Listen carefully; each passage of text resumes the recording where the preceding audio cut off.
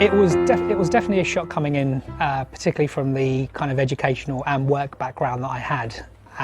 Coming from a very finance orientated background, going to an area where you're completely secluded, you feel helpless and trapped.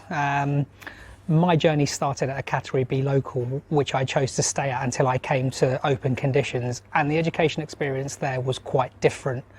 I'm quite proactive, I like engaging, and I found a natural talent in actually engaging with other prisoners, so became a peer mentor quite quickly, and kind of devised and followed a path that was good for me and kind of highlighted the skills that I think I bring to the table away from the career that I used to have, which was predominantly finance orientated and finance related.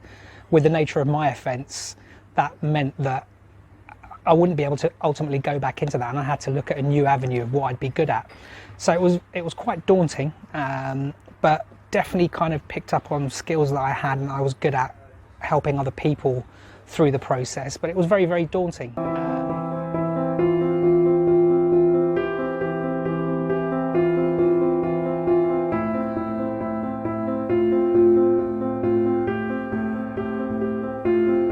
So how's the career path changed? Well, completely. Effectively, I was in a financial services career as a foreign exchange trader for a number of years, and then opened my own business. I was also regulated by the FCA. The type of conviction I now have ultimately has put that completely to rest. So the career path that I'm now choosing to take is going to look completely different to the one that I had prior to coming into custody.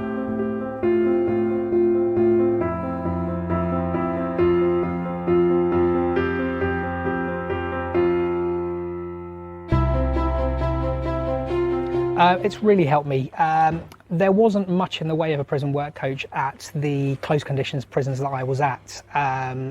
Of course, all the way through my sentence, I had a thought about what I was going to do, how I was going to use the transferable skills I had from a career that I'd had for 15 or 20 years, but I didn't know how all that was going to come together. So when I got to Ford, the prison work coach was there, incredibly encouraging, not only from how I was going to use those transferable skills, but also how to, basic skills, how to enhance my CV. I hadn't had to update my CV for a number of years. That was quite a daunting process after being incarcerated, from what looked like a very professional CV, translating what I'd done in prison and putting that on top of my CV to make it look more engaging to employers. So he was very helpful from that perspective. Also things like disclosure letters, which I've never had to consider before.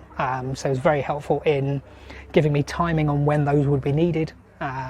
Actually things to include in the content of when creating one of those. That was incredibly useful. Things I hadn't even considered in getting a job when I get out of custody. But again, it's a very real part of what I'm going to be going through, trying to find employment for when I'm released. So incredibly helpful in that area. He was also very helpful in giving me a list of potential employers that would engage with me now I've had a criminal record. So that was encouraging to see, but also gave me the confidence I needed to actually go and proactively look myself into things that I wanted to do. He was incredibly helpful about contacting potential employers that may not have sat on the list of jobs he had available for me, and that gave me a level of confidence to actually go out post-release and if I'm still unfortunate enough not to be in a role, to actually go and sort of approach these people directly. And I feel now that I've got not only the sort of skill to do it, but the confidence to do it ultimately, which is a thing that I felt I'd lost through my journey in prison.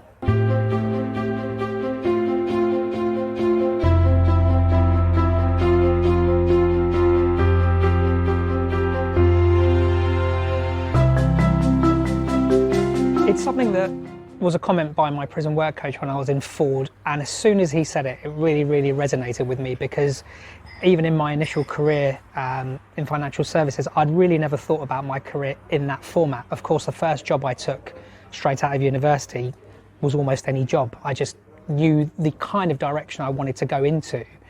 Before that, very quickly improved to a better job, and then I formed a career as a foreign exchange trader. So it immediately sprung to mind as soon as he said it, because I understood the context of what he was talking about. What was slightly daunting, but then also helped, was that ABC probably applies again now, which was at the time perhaps a little difficult to hear after having worked for 15 or 16 years, but also a very, very good way of me structuring my thought process. In the career that I was in before coming into prison, I was quite lucky in terms of what my earnings were, and I was faced with a real prospect of earning a third of potentially what I was on before I came into incarceration. So as soon as he said that, it really resonated with me, because ultimately I looked at it insofar as this is something new I'm going to be trying now. Could I take any job? There are real expectations behind that. You still have to be able to live, but ultimately getting into an area that I want to get into, you know, again, I'm confident enough, and after having conversations with my work coach, I could then use that as a springboard to get into a better job and ultimately forge a new career in something that I've not been used to. So as soon as he said that, it really resonated with me, because it not only applied to my past, which a lot of us in here can be guilty of thinking about, but ultimately how I'm going to build my future from this point on. So that was a real useful little snippet he gave me that's kind of structured how I'm looking at job applications now, and potentially what I'd be looking to get into sort of years down the line.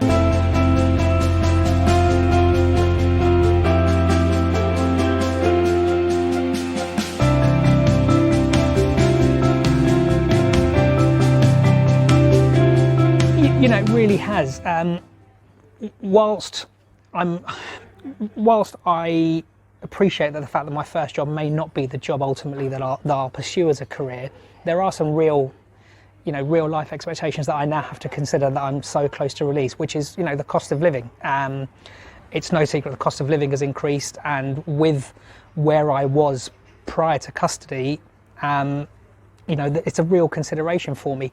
Some of the jobs that were being advertised, particularly through the NFN network of jobs that my prison coach was making available to me, you know, quite frankly, didn't really sit well with me, particularly because of the salary that I was on, but also I'd struggle to survive at that sort of level. Even some of the administrative jobs that were being offered just weren't at the right sort of salary levels. So I was kind of proactive with him. I was a little bit nervous to talk to him about that actually at the beginning, but very quickly we had a talk about what my skill set presented, and ultimately where I could use that in achieving employment kind of outside of perhaps what he was advertising, and he was really supportive in relation to that. I sort of self-sourced jobs myself, you know, that was starting at 35, 36, 37,000 pounds, and I've even put myself forward for a prison work coach job, you know, essentially doing what my prison work coach was doing with me. I think I had the relevant skill set, and with lived experience I could go in and perhaps provide a different sort of angle to somebody that hasn't gone through what I've gone through. Those salary job ranges are kind of at the £40,000 level for a London-based job, which for me I could make work in how I find my life when I leave. He also then understood what I was looking for. I was kind of aspirational, but I had a skill set I felt to match, and he was very encouraging in regard to that. You know, I want someone to tell me frankly whether they think I should be going for a job like that or not. And ultimately, you know, he was very honest with me in what he thought I could achieve, and helped me find jobs in that regard. So it's been quite a success since then. I put through quite a few applications, and I'm hoping to find something before I'm released. But if I don't, ultimately I've got the confidence now to go and do it.